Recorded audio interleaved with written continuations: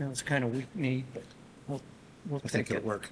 because it hurt. That's what happens when you don't hit the barrel of the bat. Ow.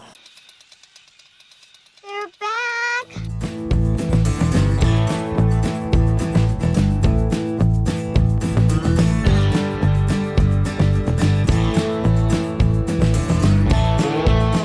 Coming to you somewhat live from the Beer to Whiskey Studios in the taproom floor of the Greenville Beer Exchange, or GBX as some of the cool kids call it, on South Lawrence Street, all block and a half long of it, in glorious downtown Greenville, South Carolina.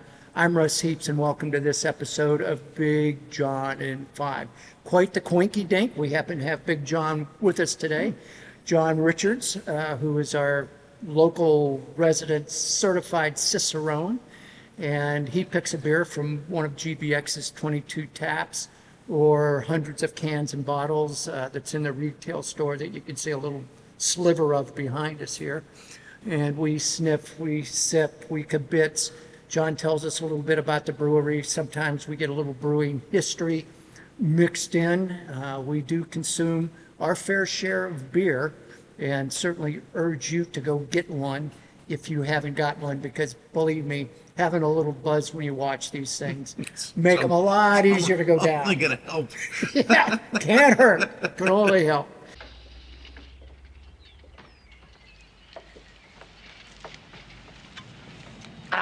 Thanks. I needed that. John, what do we drink? You know what I miss? Beer Whisperer. Yes, yes. So we are going to drink a Hopfly beer today, which is a collaboration they did with Hoptown Brewing, which is up in Mooresville, North Carolina, and I did not know who they were until I saw this collaboration with them. What's the Hopfly is the brewery that, well, we got it from.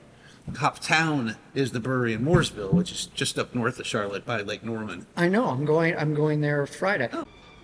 Are you kidding me? Excellent. Going up there Friday. Now go to Hoptown, I guess. Might just give it a look-see. Yeah.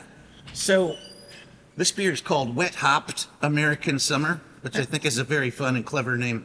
Wet hop sounds a little dirty. It is. I am really, really thrilled that we're finally getting some wet hopped beers again. And I'm going to talk about what that is. I didn't know that we had them before. This used to be my favorite time of the year. Early October, we'd start getting these wet hopped beers, and it seemed like everybody for a couple or 3 years made a wet hopped beer. And it's probably exorbitantly expensive because to make a wet hopped beer, you have to basically get the hops You have wet. to get the hops. No, when they're wet. Oh, when they're wet. Yes. So, Boy, I have so many things. absolutely. I know exactly where you're going with. Yes! Yes! Yes! Yes! Yes! Yes! I could say right here, we're not. This isn't exactly children's programming, but still, Right. I don't want to bruise any sensitive folks. And I'll ease your concerns. okay, A hop is a flower.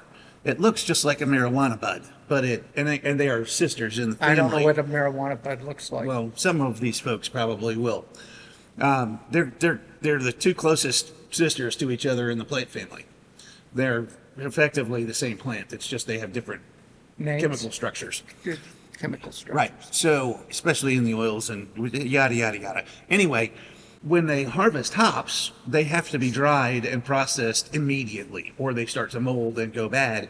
So if you want to use fresh, wet hops in your beer, you basically have to do it within 24 hours of harvest.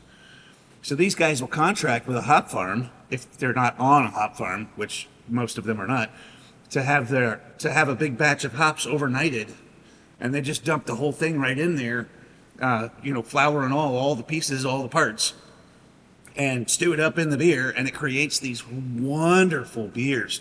Because they can't cook the hops long enough to really extract the bitter oils, the alpha acids out of the oils. They have to do it right at the end, or the flour just disintegrates. They can't boil that flour. So you get all these fun, big aromatics, a very little real bitterness, but still some bite. And you get these tea kind of sensibilities out of it. And it's so clean, so fresh, and so expressive. And this used to be, like I said,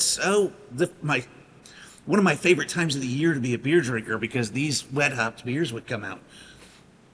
As you know, lived in Portland for a while, Russ. I didn't know anything about wet hops, but Right. now it's something I'm going to look forward to. So every fall. especially because I think you're going to, maybe we'll start seeing more of these, but I think you're going to dig this beer. Let's take a sip. You started to then say I'll start talking about Portland. Okay, text Miss Lily. Come on. For Texas and Miss Lily.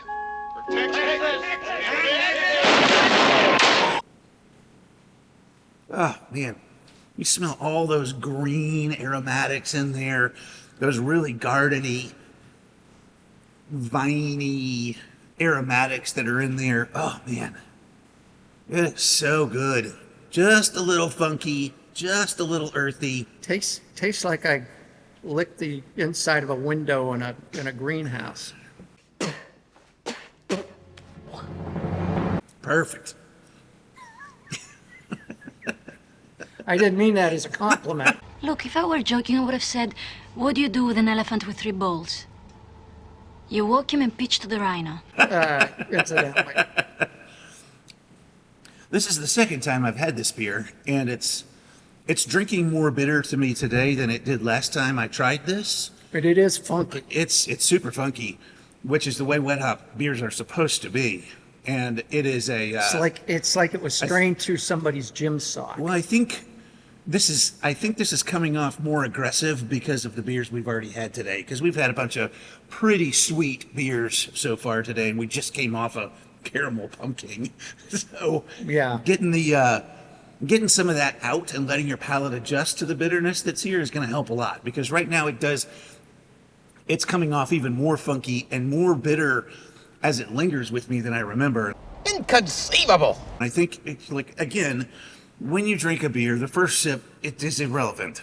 The first sip is not going to tell you anything about the beer. You have to wait for the second sip for your palate to adjust to the new flavor. And you come back into this from there, it's going to be less bitter.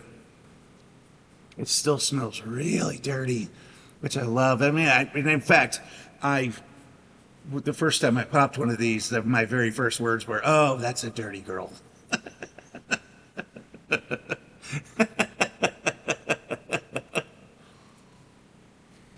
This is.